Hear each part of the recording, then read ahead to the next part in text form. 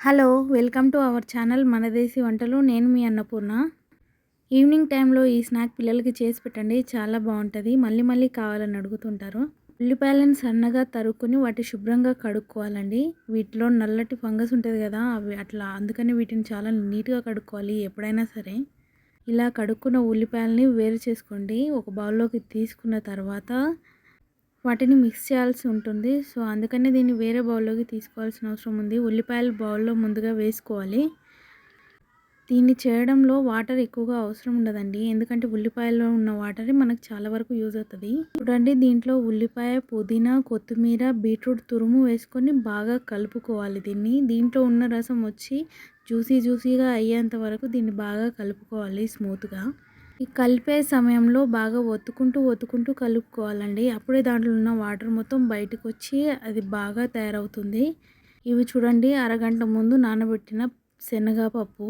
దీన్ని వేసుకుంటే కలర్ఫుల్గా బాగుంటుంది. అలాగే తింటూ ఉంటే మధ్య మధ్యలో పంటికి తగులుతూ చాలా టేస్టీగా ఉంటుంది. ఈ పప్పు వేసుకొని ఈ పప్పు కూడా బాగా కలిసేటట్టు మంచిగా కలుపుకోవాలి దీన్ని. ఈ టైంలో ఉల్లిపాయలో ఉన్న నీరంతా బయటకు వస్తుందండి. సో ఉప్పు వేసుకొని బాగా కలుపుకోవాలి. ఇప్పుడు ఒక కప్పు వరకు జొన్న పిండి వేసుకొని బాగా కలుపుకోవాలి దీన్ని. దీంట్లో ముందుగానే వాటర్ ఏం వేయకూడదు. వాటర్ వేయకుండానే దీన్ని బాగా శుభ్రంగా ఒత్తుకుంటూ గట్టిగా కలుపుకోవాలండి. కొంచెం గట్టిగా ప్రెస్ చేస్తున్నట్టు చేస్తూ దీన్ని శుభ్రంగా మంచిగా కలుపుకోవాలి. చూడండి, అయినా పొడిగా ఉంది. సో అందుకనే నేను కొన్ని వాటర్ యాడ్ చేస్తున్నాను.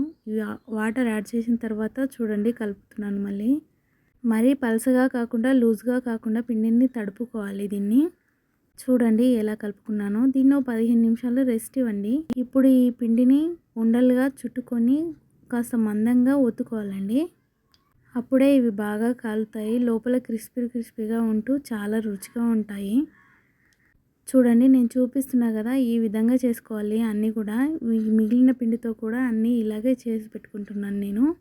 చూడండి, కాస్త పలచగా ఒత్తుకోవాలండి, మందంగా అయితే లోపల ఉడకదు. చూడండి, అన్నీ ఒత్తేసుకున్నాను. స్టవ్ పైన ఒక కడాయిని పెట్టుకొని దాంట్లో ఆయిల్ వేసుకోవాలండి. ఆయిల్ వేడైన తర్వాత మనం చేసుకున్న వీటిని ఆయిల్లో వేసుకొని ఒక 3 నిమిషాలు వాటిని కదపకుండా అలాగే ఉడకనివ్వాలి.